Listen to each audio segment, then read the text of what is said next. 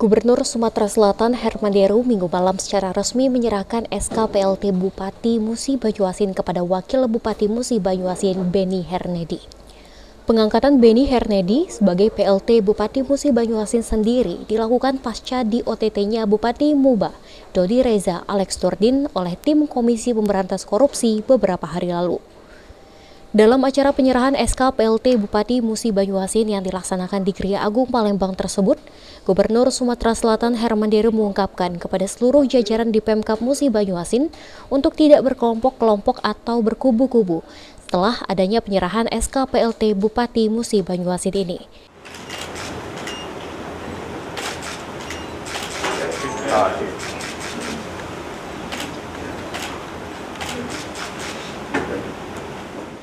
Deru menegaskan saat ini roda pemerintahan semua di bawah komando Pak Beni.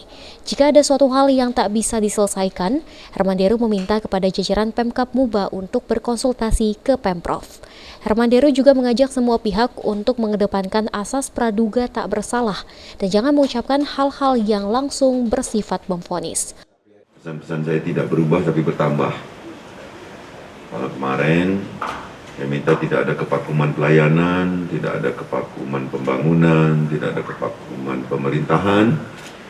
Nah, ini ada tambahan, satu lagi, tidak ada geng, tidak ada kubu-kubu, tidak ada kelompok-kelompok. Yang ada adalah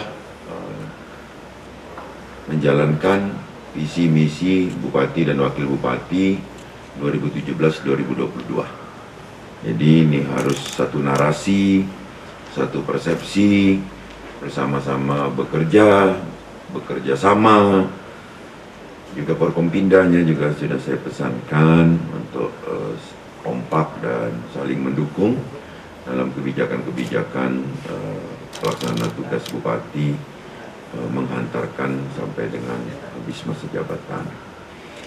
Dan lainnya kita tetap menggunakan ajas praduga tak bersalah. Ini tetap. Oktal Farizi, PAL TV.